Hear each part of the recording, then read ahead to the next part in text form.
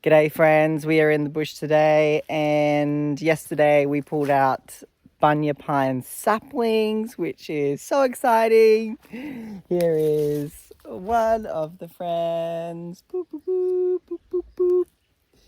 So big. This is the biggest one. And ultimately, so look at the root from about the top of my hat down. I honestly don't have a pot that big to pot it and, climatize it to being transplanted. And it would just require a lot of soil, etc. And I've got 5 other saplings, so I potted those and they're up there and they're doing well, but I think I'm just going to trial this one as a direct transplant. May as well do a little experiment at the same time as hopefully getting a beautiful bunya pine growing right here. So I have started digging, not pre-dug a hole, started digging a hole, and it's really tough going. So I had to go up and get a big crowbar and a post hole digger, which I'm now going to continue digging said hole. I will show you where we're going to put her. So here we are on the edge of the bush. That's the edge line just over there. As you can see, the grasslands just off in the distance there. This is a path that we cut to access the bush and has turned into this space where I am working off. So as I spoke about earlier, we've already worked around the dam and some other areas, but this is where I'm really beginning to regenerate, because it's against advice really, which is to work on the area with the least weeds. We've decided to start working on the area with the most weeds, which to me sounds like a better idea. But I guess it doesn't matter where you start as long as you start. And so we've started here, and as you can see, this is just the absolute most thickest area of Lantana. So this is all Lantana that you can see in the understory, and you can clearly see under there all of the vine thicketing through. And this is just a nightmare. This is a nightmare for bushfires, for pioneer species trying to break through, for the natural state of the forest to thrive.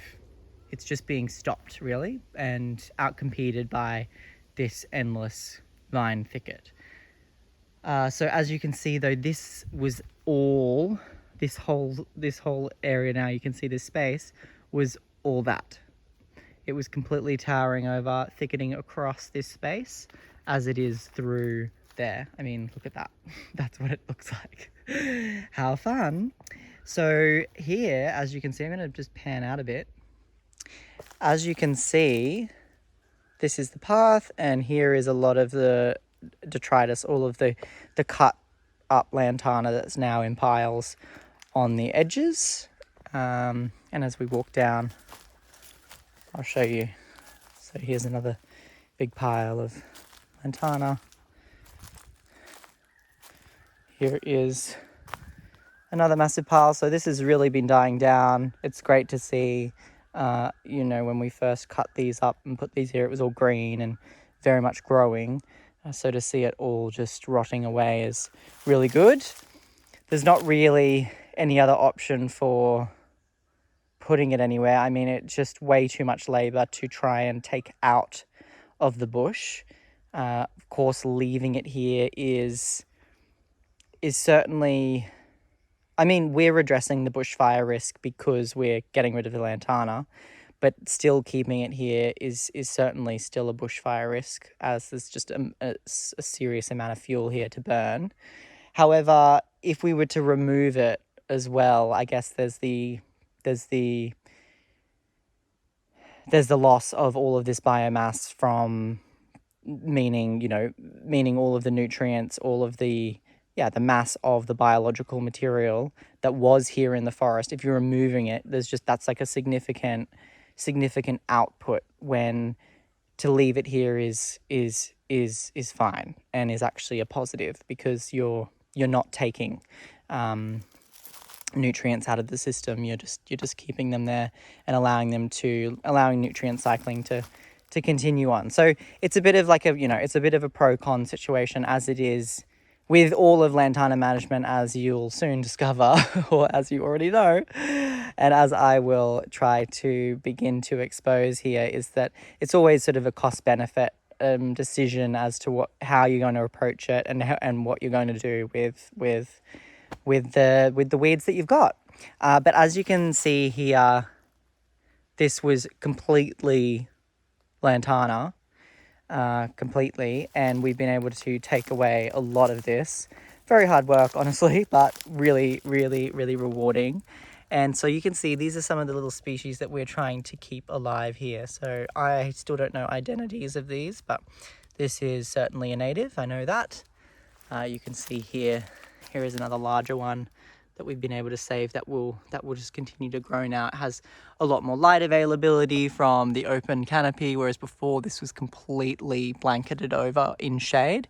So although it's been a great pioneer species at establishing, it still could have been outcompeted when with the Lantana in the way. Now it's going to thrive, and it's not going to be limited by the Lantana. Or as well, really honestly, we'll see. It's going to be a experiment, and we're going to learn things along the way. So, keeping an eye on these is really the current goal. The current state of things is clearing the Lantana from this area to a certain distance. I'm going to do a certain distance from the main path and just do that this whole way, and then keep continuing down the path, which literally just continues. It just continues down and down and down. It's about maybe a 5-minute walk down to the bottom of the hill. And it's obviously going to get a lot more challenging as we get onto steeper gradients where we have to pull out on a hill. And there'll be new challenges as we go along, and as we understand what the different soil types are like, and what the different obstacles are. So that's the plan: getting rid of all of the Lantana to a certain distance, and then at the same time monitoring the native species, the pioneer species, the undergrowth that we've been able to save, monitoring its health, monitoring its life, and where it's at, and what it's doing, and how it's responding to the change that we've created by literally ripping up all of the surrounding plants. Here is another example. Little baby. I still don't know what this would even be, but it's definitely not Lantana, so that's fun. But look here, so we've been able to save this gum here. Oh, sorry, this is a box. This is a box tree. So one of the other challenges we've found is that because the Lantana was all here and these were going through the Lantana, they were actually being held up by the Lantana. So since we've taken away those vines, they've been struggling to stand up. But of course, with time, they will strengthen, and well, we will see. We hope that with time they will strengthen and continue to grow and stand up for themselves. Because that's what plants be doing. Plants be doing it for themselves. Am I right? But also with our help. And so I'm just finding anything I can to lean them up against, to give them support so that they don't break from anything happening. So back to the topic of today, which is where the Bunya is going.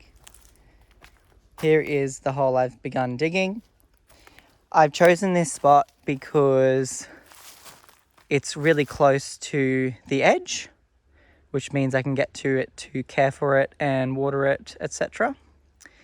And you can see here there's significant canopy that is open all through here.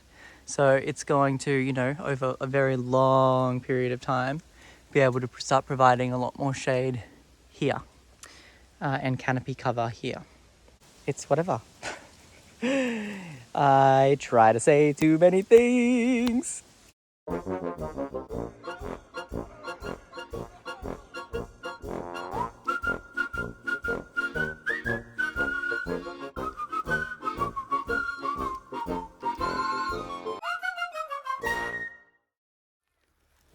Okay, so the hole is dug to the depth that I want it.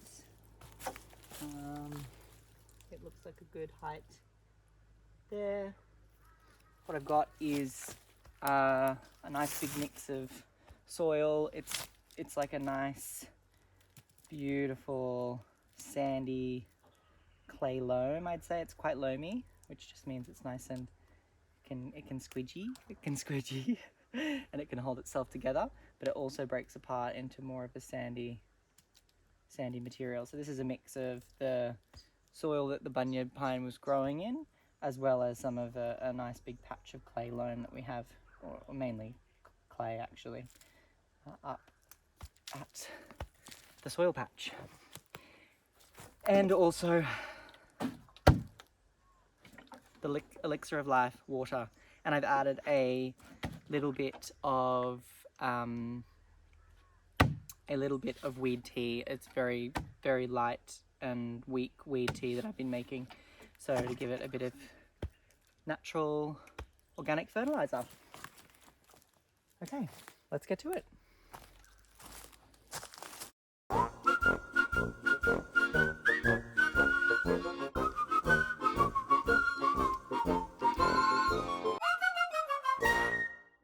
So Bunya is planted, and that's all I've got for you for today.